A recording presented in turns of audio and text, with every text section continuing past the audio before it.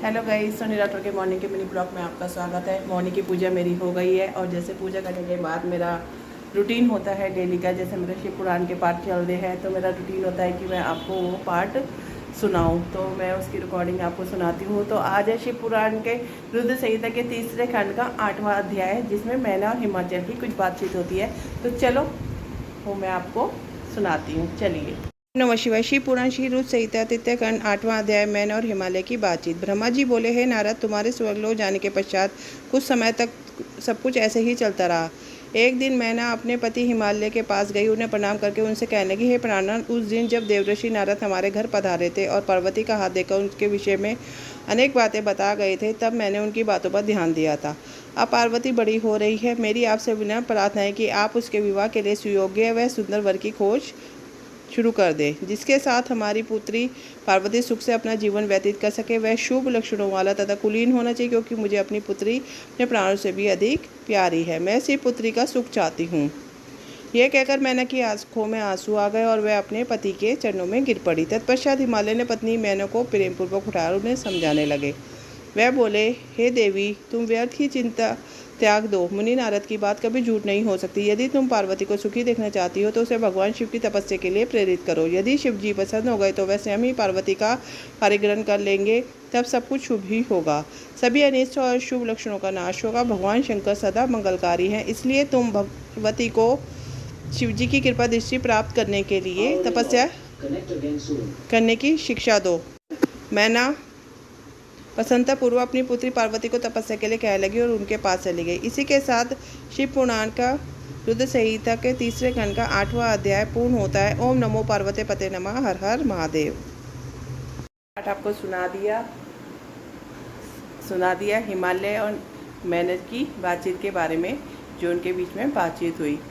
तो बस अब ब्लॉग को ख़त्म करने का टाइम आ गया। ब्लॉग को ख़त्म करने से पहले सैटरडे की कुछ बातें कर लूँ। जैसे कि मैंने कहा था कि मैं तीज त्योहार के लिए जा रही हूँ और मेरे दामाद और बेटी ने भी आना था, इस करके मैं उनके मेन हॉल जो जहाँ फंक्शन होना था, जहाँ बहुत ज़्यादा डेकोरेशन थी, मैं वहाँ नहीं गई थी, क्योंकि एक तो वहाँ पे थोड़ा कंजस्टेड सा हो जाता है और थोड़ी भीड़ भड़के में मेरे को थोड़ी घबराहट भी होती है, इस करके नहीं गई। और दूसरा, मैं जब जा रही थी तो रास्ते से मेरे को बहुत जगह से काट के स्कूटी लेके जाने पड़ी थी। स्कूल तो बहुत ज़्यादा पास में है, लेकिन मेरे को जाते जाते काफ़ी टाइम लग गया था। मतलब मेरा 20-25 मिनट का टाइम गलियों में से स्कूटी निकालते हुए ही लग गया था, इस करके मेरा टाइम वहाँ पे लग गया था।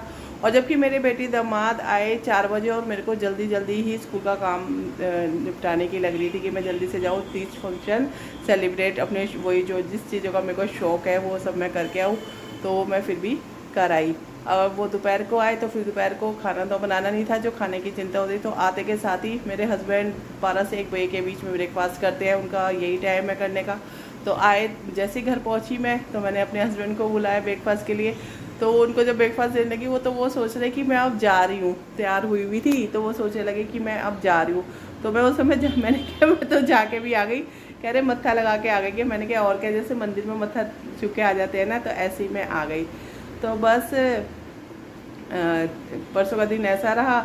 और कल मैं कोई भी वीडियो वगैरह नहीं बनाई। कल मैंने ना मिनी शॉर्ट बनाया, ना मिनी शॉर्ट क्या, मतलब जो भी अपनी रील्स वगैरह बनाती हूँ, कल मैंने नहीं बनाया, क्योंकि कल हो गया था मेरा फ़ोन ख़राब और कुछ समझ में ही नहीं आ रहा था। उसमें सर्कल सा आ रहा था, तो ऐसा लग रहा था कि जैसे मैंने कोई फ़िल्टर ऐसा लगा रखा है कि सर्कल कोने में बना आ रहा था।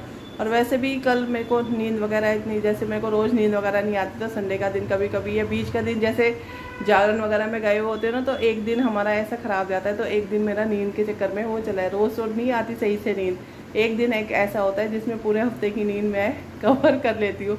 तो बस कल का दिन ऐसा गया। फिर शाम को मैं गई मोबाइल शॉप पे, क्योंकि मेरे हस्बैंड का और मेरा फ़ोन हो गया था ख़राब।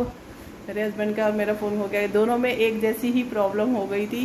कि कहते कि जैसे कि कहते हैं ना, बंदे लड़ते हैं तो आपस में चोट लगती है, किसी को कम किसी को ज़्यादा। तो ऐसे ही मेरे हस्बैंड और मेरे साथ ऐसे हुआ था, जबकि हमारे बीच में लड़ाई नहीं हुई थी और फ़ोनों में हमारे जो प्रॉब्लम हुई थी दोनों को एक सी हुई थी। दोपहर को जब मैं उनको 4 बजे के टाइम चाय वगैरह देने गई, तो उन्होंने कहा ये देखने जरा क्या हो रहा है, स्क्रीन से ये क्या हो रही है। मैंने कहा ये तो चिपकवानी पड़ेगी, तो कल जाऊंगी या संडे शाम के टाइम देखती हूँ। तो वही प्रॉब्लम से मेरे में हो गई थी। लेकिन मेरी पूरी स्क्रीन जो आगे का जो होता है, कवर के अंदर जो आगे की जो स्क्रीन जो होती है, तो इतनी ज़्यादा नहीं उखड़ी हुई थी, वो हल्की हल्की सी उखड़ी हुई थी, उसी के चक्कर में वो सर्कल बन जाता था मैं जब वीडियो बनाती थी। तो उस करके कल मैं वीडियो भी नहीं बनाई। फिर मैंने जाके कल रात गई मैं 9 बजे, जब मेरे फ़ोन में भी वही प्रॉब्लम हो गई थी, तो हस्बैंड का भी 400 रुपये लगे और ठीक करवा के आ गई। चलो मन की बात भी पूरी हुई। वैसे मैं ब्लॉग में ज़्यादा अपने मन की बात करती नहीं हूँ, क्योंकि ये होता है मेरा शिव पुराण का ब्लॉग, लेकिन आज छोटा सा अध्याय था तो मैंने कहा चलो मैं इसमें कुछ बातें आपके साथ कर लेती हूँ, क्योंकि अब मैं एक्स्ट्रा ब्लॉग नहीं बनाती। एक अच्छी बात का मिनी शॉर्ट बनाती हूँ जिसमें छोटी सी अपनी कथा कहानी जो होती है वो बता देती हूँ।